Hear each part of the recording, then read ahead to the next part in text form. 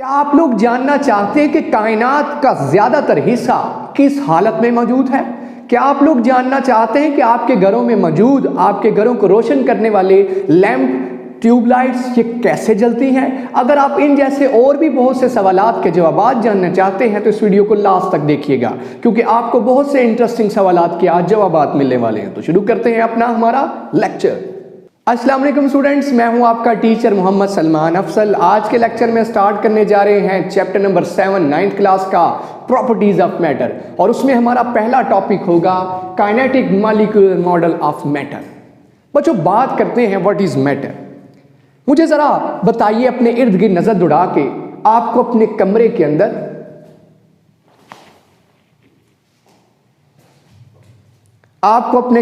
अंदर क्या क्या चीजें नजर आ रही है?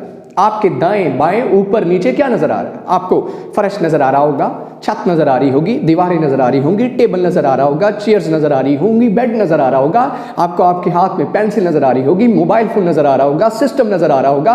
ये सारी चीजें मैटर हैं। पीने के लिए पानी की बोतल पड़ी होगी, मैटर है। इस आप कमरे के अंदर पंखा अगर गर्मियों में चल रहा हो तो क्या फेंक रहा है? हवा फेंक रहा है, वो गैसेस हैं। इन सारी चीजों से हमारी रूटीन के अंदर इंटरेक्शन है। ये सब चीजें मैटर हैं। मैटर की डेफिनेशन क्या है? Anything which has mass and occupies space. हर वो चीज जो मैस रखती है, जिसके अंदर नंबर ऑफ पार्टिकल्स है और वो जगह घेरती है।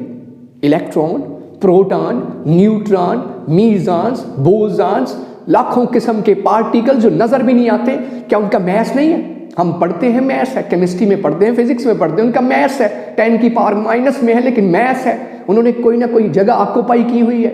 गैसेस है, ऑक्सीजन है, नाइट्रोजन है, सल्फर है, कार्बन है, नजर नहीं आ रही। क्या उन्होंने जगह नहीं घेरी हुई? क्या कमरे के अंदर चेयर है, उसने अपनी जगह नहीं ऑक्यूपाई की हुई? क्या कमरे के अंदर जो आपका बेड है, उसने क्या जगह नहीं घेरी हुई? क्या उसकी जगह कोई और आ सकता है? सो मैटर हर वो चीज है जिसके पास मैस हो। Mass means number of particles, जो पार्टिकल्स से कॉन्स्टिट्यूट हुआ है। उसके पास मैस मतलब क्वांटिटी ऑफ मैटर, उसके पास कितने पार्टिकल्स हैं। जितने ज्यादा पार्टिकल्स उतना ज्यादा मैस, जितने थोड़े पार्टिकल्स उतना थोड़ा मैस। और वो जगह घेर रहा हो और आप इर्द गिर्द नजर दौड़ाइए, सारी ही चीजों ने अपनी अपनी जगह घेरी हुई है। सो ये क्या है? मैटर है। प्लैनेट्स हैं, गैलेक्सीज हैं, ब्लैक होल हैं, ये सारी चीजें हम जानते हैं, इन्होंने कायनात के अंदर जगह घेरी हुई है। These are all matter. अब मैटर को हम आगे डिवाइड करते हैं मुख्तलिफ इनकी शेप्स के लिहाज से, इनकी प्रॉपर्टीज के लिहाज से, इनकी थर्मल प्रॉपर्टी, थर्मल कंडक्टिविटी, इनकी स्ट्रेसनेस के लिहाज से, कंडक्टिविटी के लिहाज से, इनकी स्ट्रेस और स्ट्रेन के लिहाज से, इनके प्रेशर अकरेंस, प्रेशर ऑब्जर्व करने के लिहाज से, इन सारे लिहाज से हम इन्हें 4 डिफरेंट कैटेगरीज में डिवाइड कर देते हैं। हम कहते हैं मैटर कायनात के अंदर 4 हालतों में, 4 स्टेट्स में पाया जाता है। सॉलिड्स हैं। आप नजर दौड़ाइए, ज्यादातर चीजें आपको कमरे में सॉलिड दिखाई दे रही होंगी। टेबल देख लीजिए, चेयर देख लीजिए। सॉलिड क्यों है? सॉलिड कौन सी चीजें हैं जिनकी डेफिनेट शेप होती है? डेफिनेट शेप है, बाकायदा से शेप है। कल आओगे चेंज नहीं हो जाएगी, परसों आओगे चेंज नहीं हो जाएगी। चेयर की शक्ल जैसी बनाएगी वैसी रहेगी, अगर इसे बहुत ज्यादा टेम्परेचर ना दो तो, वरना मेल्ट हो जाएगी। वरना सॉलिड्स की डेफिनेट शेप होती है। इसी तरह से लिक्विड्स हैं, इनका डेफिनेट वॉल्यूम होता है। एक डेफिनेट वॉल्यूम है, बॉटल के अंदर डालेंगे इसका वॉल्यूम नजर आएगा, ठीक है। किसी भी बकेट के अंदर, बाल्टी के अंदर डालेंगे, उसकी शेप इख्तियार कर लेगा लिक्विड। डेफिनेट वॉल्यूम है। गैसेस हैं, ऐसे ही गैसेस आपको नजर तो नहीं आ रही, लेकिन कितनी सी बड़ी बड़ी अमाउंट के अंदर गैसेस हैं। टन्स ऑफ टन्स गैसेस आपके ऊपर अल्लाह ताला ने फैला के से एक एनवायरनमेंट के एटमॉस्फेयर के अंदर लाखों करोड़ों टन गैसेस आपके ऊपर बिखरी हुई हैं, जिनको हम मुफ्त में, फ्री में इस्तेमाल कर रहे हैं, ठीक है। और फिर प्लाज्मा आप जानेंगे, व्हाट इज प्लाज्मा। ये आपके लिए नई चीज़ होगी। इन तीनों से तो काफ़ी हद तक फेमिलियर है, इस्तेमाल करते हैं। लिक्विड्स हैं, पीते हैं, इनका बेजा इस्तेमाल कर रहे हैं। सॉलिड्स हैं, उनका बेजा इस्तेमाल कर रहे हैं। कितना सा इस्तेमाल है, इसके बगैर मुमकिन ही नहीं है हमारी लाइफ। और गैसेस के बगैर भी मुमकिन नहीं है। 1 मिनट 2 मिनट के लिए गैसेस अगर ख़त्म हो जाए, ऑक्सीजन ख़त्म हो जाए, तो हम जी नहीं सकेंगे। क्या ख्याल है, किस कदर इंपॉर्टेंट है? और प्लाज्मा आप जाने कि जब गैस को बहुत ज्यादा हीटअप किया जाएगा तो वो प्लाज्मा बने। इससे पहले कि हम इन पे बहुत ज्यादा फोकस करें, हम पहले बात कर लेते हैं kinetic molecular model of matter. Kinetic molecular of model जो है उसकी बुनियाद पे हमने मैटर को 4 कैटेगरीज में डिवाइड कर दिया है, बता दिया है कि 4 हालतों में पाया जाता है। काइनेटिक मॉलिक्यूलर मॉडल क्या कहता है, आइए इसके जानने की कोशिश करते हैं। इसके पास्टुलेट्स, इसके 3 पास्टुलेट्स हैं, इसके 3 पास्टुलेट है। एवरी मैटर, कायनात का हर मैटर जो है, every matter is made up of molecules, is made up of molecules. मेरा वजूद हो, ये वाइट बोर्ड हो, ये मार्कर हो, ये सेल फोन हो, ये दीवारें हो, ये फर्श हो, ये टेबल हो, ये सारे के सारे मॉलिक्यूल से कॉन्स्टिट्यूट हुए हैं, मॉलिक्यूल से मिलके बने हैं। टाइनी टाइनी से मॉलिक्यूल्स हैं, एटम्स मिलके मॉलिक्यूल्स बनाते हैं। सो हम कह सकते हैं बेसिक जो पार्ट है किसी भी मैटर का, सबसे बेसिक यूनिट क्या है, मॉलिक्यूल है। अगर दूसरे पास्टुलेट की बात करें तो ये मॉलिक्यूल्स क्या कर रहे हैं, कंटिन्यूअसली मोशन के अंदर। आपको ये मार्कर बिल्कुल ऐसे दिख रहा होगा जैसे है, लेकिन अगर इसे माइक्रोस्कोपिकली देखा जाए तो ये मॉलिक्यूल से मिलकर बना है। और मॉलिक्यूल कंटिन्यूअस मोशन के अंदर हैं, वाइब्रेट कर रहे हैं। कायनात की कोई भी चीज़ रेस्ट में नहीं है। दीवारें आपको रेस्ट में नजर आ रही होंगी, लेकिन ये मॉलिक्यूल से मिलकर बनी है। और अगर माइक्रोस्कोपिकली इन्हें देखा जाए तो उनके मॉलिक्यूल्स कंटिन्यूअसली वाइब्रेट कर रहे हैं। इसका मतलब मॉलिक्यूल्स रेस्ट में नहीं है, हमारी तरह काम कर लिया तो रेस्ट कर लिया, नहीं। कंटिन्यूअसली जब से ये वजूद में आए हैं और जब तक क़यामत नहीं आ जाती, ये मॉलिक्यूल्स क्या है, इन कंटिन्यूअस मोशन, कंटिन्यूअस मोशन में है। किन की बात हो रही है, मॉलिक्यूल्स की। हर मैटर मॉलिक्यूल से कॉन्स्टिट्यूट हुआ है और उसके अंदर मौजूद मॉलिक्यूल्स कंटिन्यूअसली क्या कर रहे हैं, मोशन कर रहे हैं। और तीसरी चीज, जो मॉलिक्यूल्स हैं वो एक दूसरे को अट्रैक्ट करते हैं, अट्रैक्ट ईच अदर, एक दूसरे को अट्रैक्ट करते हैं। हर मैटर के अंदर मौजूद मॉलिक्यूल्स एक दूसरे को अट्रैक्ट करते हैं, अपनी तरफ खींचते हैं। खींचने का मतलब जब उनका कोलिजन होगा फोर्स लगाएंगे, नहीं होगा नहीं फोर्स लगाएंगे, लेकिन एक दूसरे को खींचने के चक्कर में लगे हुए हैं। ये 3 पास्टुलेट्स हैं किसके, kinetic molecular model of matter. यही सॉलिड्स के अंदर सीन, यही लिक्विड्स के अंदर, यही गैसेस के अंदर, यही प्लाज्मा के अंदर। तो आइए इस कंटिन्यूस, ये जो kinetic molecular model of matter है, जिसके अकॉर्डिंग हमने मैटर को 4 डिफरेंट जिस स्टेट्स में डिवाइड किया है, आइए 1 बाय 1 इन स्टेट्स को डिस्कस करते हैं।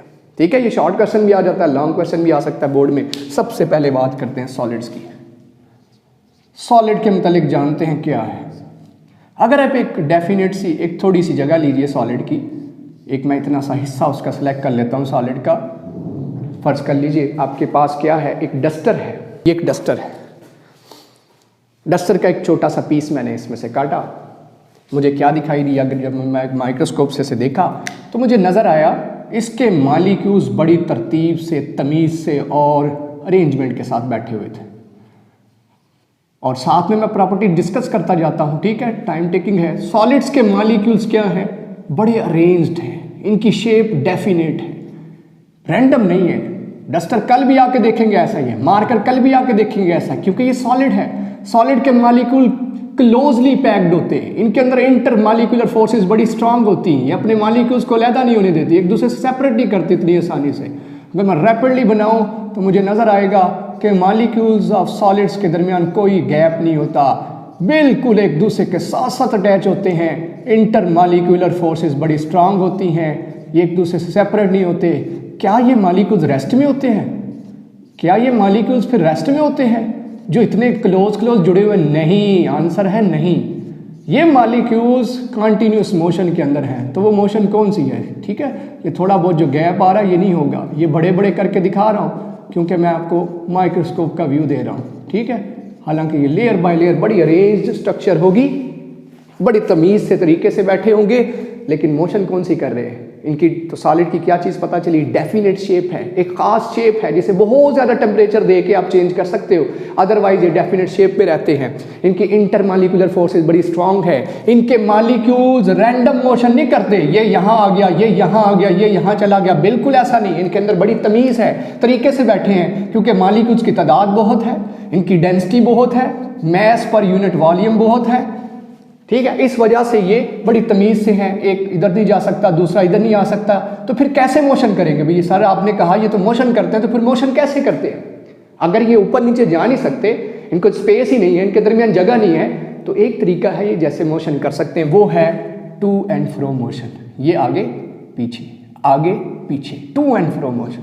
ये इसको दिक्का, ये इसको दिक्का, ये इसको दिक्का, इस तरह से फिर वापस, फिर वापस, फिर वापस, ये कंटिन्यूसली सिलसिला चलता रहेगा। आगे जा रहे हैं, वापस आ रहे हैं, जैसे घड़ियाल का पेंडुलम, इस तरह की motion, continuous vibration. Continuous vibration इस डस्टर के अंदर मौजूद मॉलिक्यूल्स बड़े करीब करीब हाईली पैक्ड हैं, इंटरमॉलिक्यूलर फोर्सेस बड़ी स्ट्रांग हैं, जोड़ के रखे हुए हैं, बांध के रखे हुए हैं, लेकिन फिर भी वो कौन सी मोशन कर रहे हैं? कंटिन्यूस वाइब्रेशन कर रहे हैं। ऐसे महसूस नहीं कभी हुई हमें, लेकिन जब इसी सॉलिड को गर्म किया जाए, और सॉलिड की मिसालों में क्या आएगा? ये डस्टर आ सकता है, ये मार्कर आ सकता है, एक स्पून आ सकता है, एक मेटल आ सकती है, आपके सामने आमने जितनी चीजें नजर आ रही हैं ये सॉलिड्स हैं।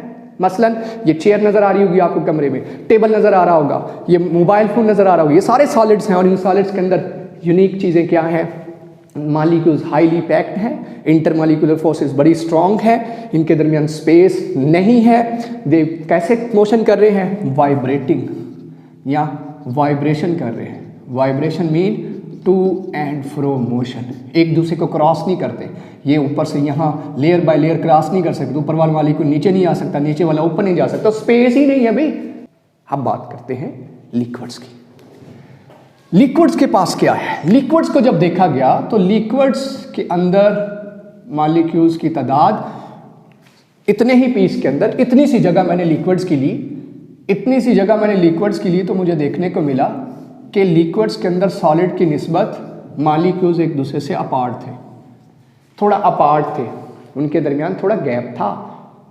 क्या ख्याल है? मॉलिक्यूल्स थोड़े थोड़े डिस्टेंसेस पे थे, मॉलिक्यूल्स बना के देखे, थोड़ा थोड़ा फासला सॉलिड्स की निस्बत ज़्यादा था। मतलब इतने से वॉल्यूम के अंदर, इतने से वॉल्यूम के अंदर अगर मैंने चेक किया, मॉलिक्यूल्स काउंट करना शुरू किए, तो मुझे लिक्विड्स के अंदर मॉलिक्यूल्स कम दिखाई दिए। इससे क्या होगा? इसका मतलब ये हुआ कि इंटरमॉलिक्यूलर फोर्सेस लिक्विड्स के अंदर क्या होंगी? जब नंबर ऑफ मॉलिक्यूल्स थोड़े हैं तो इंटरमॉलिक्यूलर फोर्सेस भी वीक होंगी। सॉलिड्स की निस्बत इनके दरमियान, इनके मॉलिक्यूल्स के दरमियान इंटरमॉलिक्यूलर फोर्सेस थोड़ी हैं। और जी इनका डेफिनेट वॉल्यूम होता है। जिस शेप में इन्हें डाला जाए, बॉटल में डालोगे बॉटल की शेप इख्तियार कर लेंगे, ट्रे में डालोगे ट्रे की शेप इख्तियार कर लेंगे, मूव करवाओगे मूव कर जाएंगे, लेकिन सॉलिड मूव नहीं करते, क्योंकि इनके मॉलिक्यूल्स एक जगह से दूसरी जगह डिस्प्लेस नहीं होते। ये मॉलिक्यूल यहाँ नहीं जा सकता, ये यहाँ नहीं जा सकता, तो सॉलिड एक ही जगह पड़े रहते हैं। लेकिन लिक्विड्स के अंदर इनका डेफिनेट वॉल्यूम होता है, खास वॉल्यूम है, ठीक है। जबकि गैसेस में पड़ेंगे उनका वॉल्यूम भी चेंज हो जाता है, उनकी शेप भी चेंज कर सकते हैं हम, ठीक है। लेकिन लिक्विड्स के अंदर मॉलिक्यूल्स क्या कर सकते हैं? टू एंड फ्रो तो मोशन करते ही करते हैं। और दूसरी चीज, एक लेयर, ये लेयर्स हैं, लेयर मॉलिक्यूल्स की, दूसरी लेयर मॉलिक्यूल्स की, तीसरी लेयर मॉलिक्यूल्स की, ये क्या कर सकती है? एक लेयर दूसरी लेयर पे स्लाइड कर सकती है। एक लेयर दूसरी लेयर पे, जैसे मेरा हाथ दूसरे हाथ पे स्लाइड कर रहा है, ऐसे इसका मतलब ये मॉलिक्यूल्स एक जगह से दूसरी जगह जा सकते हैं। क्यों जा सकते हैं? क्योंकि इनके दरमियान डिस्टेंसेस हैं। सॉलिड्स में नहीं थे, हाईली पैक्ड थे, जगह नहीं थी, मूव ही नहीं कर सकते थे, एक मॉलिक्यूल दूसरी जगह उठ के जा ही नहीं सकता था, बीच में निकालते जगह क्रिएट करते तो होता। तो लिक्विड्स के अंदर जगह है, स्पेस है, तो फिर इनके मॉलिक्यूल्स इस तरह ऊपर नीचे नहीं जाते, बस क्या करते हैं? ये स्लाइड दूसरे पे, दूसरी स्लाइड तीसरे पे, तीसरी स्लाइड चौथे पे। ये रूटीन में एक slide, one layer can move on the other layer, एक लेयर दूसरी लेयर पे, दूसरी लेयर तीसरी लेयर पे स्लाइड कर सकती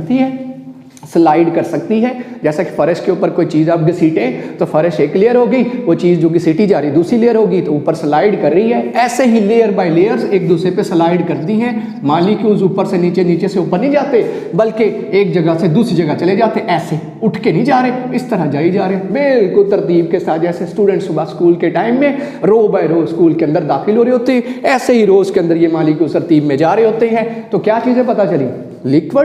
लिक्विड्स का डेफिनेट वॉल्यूम है। लिक्विड्स को जिस भी चीज़ के अंदर डाला जाए उसकी शेप इख्तियार कर लेंगे। बॉटल में डालेंगे बॉटल की शेप, ट्रे में डालेंगे ट्रे की शेप, किसी भी क्यूब में डालेंगे क्यूब की शेप, ट्राइंगल में डालेंगे ट्राइंगल की शेप। इसके अंदर इंटरमॉलिक्यूलर फोर्सेस सॉलिड की निस्बत वीक हैं, इनके मॉलिक्यूल्स एक दूसरे के ऊपर स्लाइड कर सकते। इसी वजह से लिक्विड्स क्या करते हैं? लिक्विड्स मूव कर सकते हैं, एक जगह से दूसरी जगह मूव कर सकते हैं। लिक्विड्स कैन फ्लो, मूव कह लीजिए फ्लो, लिक्विड्स फ्लो कर सकते हैं। पानी बहाइए एक जगह से दूसरी जगह पहुंच जाएगा, क्या ख्याल है? दूध बहाइए एक जगह से दूसरी जगह पहुंच जाएगा, ग्लिसरीन बहाइए एक जगह से दूसरी जगह पहुंच जाएगी, जे वाइन की बोतल बहाइए एक जगह से दूसरी जगह, सिरका बहाइए एक जगह से दूसरी जगह, क्योंकि इसके मॉलिक्यूल्स एक के लेयर दूसरी के लेयर पे स्लाइड कर सकती है। इनके दरमियान थोड़ी डिस्टेंसेस ज़्यादा हैं, इंटरमॉलिक्यूलर फोर्सेस थोड़ी वीक हैं, इनकी डेफिनेट शेप तो है, इनके डेफिनेट वॉल्यूम है, इस वजह से ये लिक्विड्स हैं, ये गैसेस हैं। तो डिफरेंस समझ आ रहा है? सॉलिड्स और लिक्विड्स का डिफरेंस समझ आ रहा है? और लिक्विड्स आपके सामने,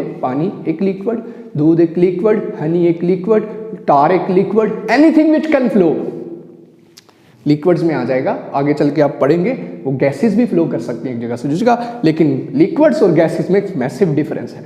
इसमें नंबर ऑफ मॉलिक्यूल्स बहुत ज़्यादा हैं, लेकिन सॉलिड से कम है। इनमें डिफरेंसेस सॉलिड से ज़्यादा हैं, डिस्टेंसेस ज़्यादा हैं, मॉलिक्यूल्स एक जगह से दूसरी जगह स्लाइड करते हुए जा सकते हैं। इज इट क्लियर बच्चों? लिक्विड्स की समझ आ गई? आइए बात करते हैं गैसेस की। गैसेस क्या है? जब गैसेस का इतना ही वॉल्यूम लिया गया, इतनी सी जगह गैसेस की ली गई, तो वहाँ क्या देखने को मिला? इतनी जगह सॉलिड की ली, लिक्विड की देखी, उतनी सी जगह में गैस को जब देखा तो नज़र आया गैस के अंदर मॉलिक्यूल्स की तादाद सॉलिड्स और लिक्विड्स की निस्बत ना होने के बराबर थी। इसमें समझ लीजिए 10,000 थे, इसमें 1,000 थे, मिसाल दे रहा हूँ, 5,000 थे, इसमें 100 थे, मिसाल दे रहा हूँ, एग्जाम्पल दे रहा हूँ। इस कदर डिफरेंस, 10,000 मॉलिक्यूल्स, 100 मॉलिक्यूल्स, 5,000 मॉलिक्यूल्स, कितना 100 और 10,000 का डिफरेंस है। इसकी मिसाल ऐसे दे रहा हूँ, इसका मतलब इसके अंदर नंबर ऑफ मॉलिक्यूल्स की तादाद बहुत थोड़ी है, बहुत थोड़ी है। ये कंटिन्यूसली किस तरह की मोशन करते हैं? रैंडम मोशन करते हैं। गैसेस की अगर मैं प्रॉपर्टीज डिस्कस करूं, गैसेस की कोई डेफिनेट शेप नहीं है, कोई डेफिनेट शेप नहीं है, डेफिनेट वॉल्यूम नहीं है। क्या है? इनको जितना दबाना चाहे दबा सकते हैं, फैलाना चाहे फैला सकते हैं। जिस भी चीज़ में डालें उसकी शेप अख्तियार। बैलून में आपने देखा गैस डालें, बैलून की शक्ल बना लेंगे, सिलेंडर में डालें, सिलेंडर की शक्ल बना लेंगे। इनके नंबर ऑफ मॉलिक्यूल्स बहुत थोड़े हैं। इंटरमॉलिक्यूलर फोर्सेस क्या हैं? इंटरमॉलिक्यूलर फोर्सेस क्या है? Very weak, very weak. इन्हें आसानी से अलग किया जा सकता है, इन्हें आसानी से फोर्स दे के मूव करवाया जा सकता है। इंटरमॉलिक्यूलर फोर्सेस बड़ी वीक हैं। डिस्टेंसेस क्या है इनके दरमियान? वेरी मैसिव, बहुत ज़्यादा डिस्टेंसेस हैं, डिस्टेंसेस वेरी मैसिव।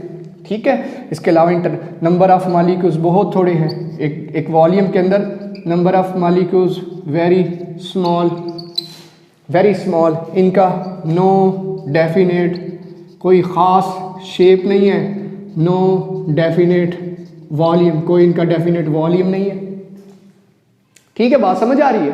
कैसे और क्या कर रहे हैं? ये रैंडम मोशन कर रहे हैं, रैंडम मोशन कर रहे हैं। ये क्या कर रहे हैं? इसके अलावा ये कंटेनर की वॉल्स के साथ colliding with the walls of container. सारे पॉइंट्स लिखे होंगे आपकी टेक्स्ट बुक पे, एक आधा एक्स्ट्रा बता रहा हूँ। ये सारी चीज़ें हैं। इंटरमॉलिक्यूलर फोर्सेस बड़ी वीक हैं, डिस्टेंसेस वेरी मैसिव हैं, नंबर ऑफ मॉलिक्यूल्स बहुत थोड़े हैं। इतने से वॉल्यूम के अंदर सबको कंपेयर करके देख लिए। No definite shape, no definite volume.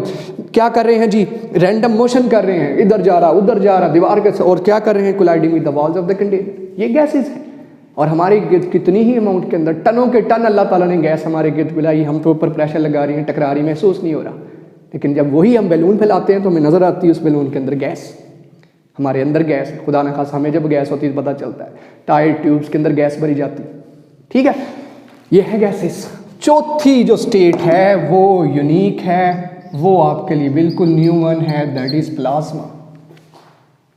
देखिए, अगर मैं प्लाज्मा की डिस्कशन करने लगा, अगर गैसेस के मॉलिक्यूल्स की काइनेटिक एनर्जी बढ़ा दी जाए, और कैसे बढ़ा दी जाए आइए इसे डिटेल में डिस्कस करता हूँ। अगर गैसेस के मॉलिक्यूल्स थे, फर्ज करिए गैसेस के मॉलिक्यूल्स की काइनेटिक एनर्जी बढ़ा दें। कैसे बढ़ा दें? क्या प्रोवाइड करके? हीट प्रोवाइड करके। नीचे हीट दीजिए, कोई चूल्हा कोई फ्लेम जला दीजिए, हीट मिलेगी। हीट के मिलने से पहले तो वो मूव कर ही रहे थे, जैसे हीट अंदर दाखिल होगी क्या होगा? इनकी काइनेटिक एनर्जी बढ़ जाएगी, इंटर मॉलिक्यूलर फोर्सेस और वीक हो जाएंगी, और नतीजा ये मॉलिक्यूल बड़ी तेज़ी से क्या करना शुरू कर देंगे? दीवारों के साथ स्ट्राइक करना शुरू कर देंगे। क्योंकि अंदर से क्या जा रही है, इनको क्या मिल रही है, हीट मिल रही है। वो हीट जब मॉलिक्यूल्स को मिलेगी तो क्या होगा, इनकी काइनेटिक एनर्जी बढ़ती बढ़ती बढ़ती चली जाएगी। और क्या होगा, ये मॉलिक्यूल्स बड़ी तेज़ी से इनकी वॉल्स के साथ क्या करना शुरू कर देंगे, टकराना शुरू कर देंगे। गौर करिएगा, इस कमरे के अंदर हीट दाखिल, खुदा ना खासा इस कमरे में हीट सारी दीवारों से दाखिल होना शुरू हो गया। मेरे लिए बेचैनी होगी, मैं कभी इधर जाऊंगा, हीट अंदर जब दाखिल होगी तो मेरी काइनेटिक एनर्जी बढ़ा देगी, मैं सुकून तलाश करूंगा। जैसा कि आपने देखा होगा, अगर धूप में नंगे पाँव चले जाएं तो हमारी काइनेटिक एनर्जी कितनी बढ़ जाती है। नंगे पाँव खड़ा नहीं हुआ जाता, बड़े भाग के उस जगह से गुजरते हैं, काइनेटिक एनर्जी बढ़ जाती है। जो मॉलिक्यूल्स की काइनेटिक एनर्जी बढ़ेगी, वो दीवारों के साथ स्ट्राइक करेंगे, दाएं बाएं स्ट्राइक करेंगे, तो क्या होगा, नतीजा क्या होगा, इन ये मॉलिक्यूल टीयर ऑफ हो जाएंगे। टीयर ऑफ क्या होगा, एटम्स और मॉलिक्यूल्स अपने इलेक्ट्रॉन खो बैठेंगे। क्यों, जब कोलिजन होगा, टकराव होगा, तो उसका नतीजा क्या निकलेगा, मॉलिक्यूल्स अपने बाहर घूमने वाले, एटम्स अपने बाहर घूमने वाले इलेक्ट्रॉन्स खो बैठेंगे। जब इलेक्ट्रॉन से रिलीज हो गए तो पीछे क्या बचे, आयंस। कौन से आयंस, पॉजिटिव आयंस। क्यों ऐसा हुआ, क्योंकि हम नीचे से क्या प्रोवाइड कर रहे थे, मुसलसल हम हीट प्रोवाइड करी जा रहे थे। अब एटम्स अपने बच्चों से मुराद उनके गिर्द घूमने वाले इलेक्ट्रॉन्स को खो बैठेंगे।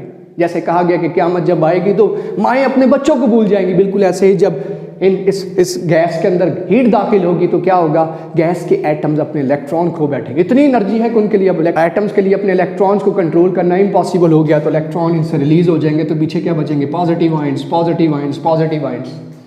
ये पॉजिटिव आयन जो स्टेट है, गैस जब पॉजिटिव आयंस की शक्ल इख्तियार कर लेगी, उसे क्या कहा जाएगा, प्लाज्मा। डिस्चार्ज ट्यूब जितनी भी हैं, टीवीज पुराने जो होते थे उनमें डिस्चार्ज ट्यूब होती थी जो इलेक्ट्रॉन को लेके आती थी, वहाँ प्लाज्मा है। जो बल्ब होते थे येलो लाइट वाले, प्लाज्मा है। क्या होता है उसके अंदर, इलेक्ट्रिक करंट आती है और इलेक्ट्रिक करंट आके क्या करती है जी, वहाँ मौजूद गैस को डिस्चार्ज करती है। डिस्चार्ज करने पे क्या होता है, आयंस क्रिएट होते हैं, पॉजिटिव आयंस। और वो पॉजिटिव आयन कौन सी स्टेट है, प्लाज्मा। जितने स्टार्स हैं, सबसे बड़ा, हमारी अपनी बात करें निज़ाम शमसी की, तो हमारे सबसे ज़्यादा किससे हम मुस्तफ़ीद हो रहे हैं, हीट ले रहे हैं, सन से। तो सन के इर्द गिर्द गैसेस हैं। और किस हालत में गैसेस, किस हालत में गैसेस, हीलियम गैस बहुत बड़ी मिकदार में, हाइड्रोजन गैस बड़ी मिकदार के अंदर है। वो गैसेस किस हालत में, आयनिक स्टेट में होने की वजह से उसे कहा जाता है प्लाज्मा। कायनात का ज़्यादातर हिस्सा प्लाज्मा है, बहुत थोड़ा सॉलिड, बहुत थोड़ा लिक्विड, बहुत थोड़ी गैसेस, सबसे ज़्यादा प्लाज्मा है।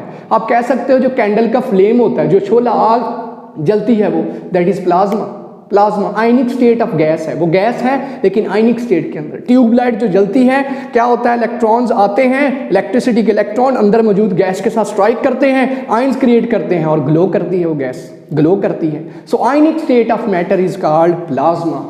फोर्थ स्टेट ऑफ प्लाज्मा कह सकते हैं। तीन गैस के आगे एक्सटेंशन है। अगर गैस को बहुत ज़्यादा हीट अप कर दिया जाए तो उनके एटम्स अपने इलेक्ट्रॉन को खो देते हैं। जब एटम अपने इलेक्ट्रॉन को खो देंगे तो पीछे क्या बन जाएंगे, पॉजिटिव आयंस। और गैस की पॉजिटिव आयन स्टेट क्या कहलाती है, गैस पॉजिटिव आयंस की शक्ल में हो तो उसे प्लाज्मा कहते हैं। और पॉजिटिव आयन कब बनेंगे, जब बहुत मैसिव टेम्परेचर मिलेगा, बहुत मैसिव, तो स्टार्स हो, बड़ी बड़ी गैलेक्सीज हो, ये सारी की सारी जिसमें ज़्यादातर, मैं कह रहा हूँ ज़्यादातर तादाद प्लाज्मा की हालत में है, ना सॉलिड्स ना लिक्विड्स ना गैसेस, प्लाज्मा की हालत में ज़्यादा। आप कह सकते हो हमारे कोर के अंदर प्लाज्मा है, हमारे ज़मीन के कोर के अंदर प्लाज्मा है। तो प्लाज्मा गैसेस की क्या है, आयनिक स्टेट है। जब गैसेस को बहुत ज़्यादा हीट अप करें तो आयंस बन जाती हैं और आयंस प्लाज्मा कहलाते हैं, पॉजिटिव आयंस, जब इलेक्ट्रॉन्स खो बैठे।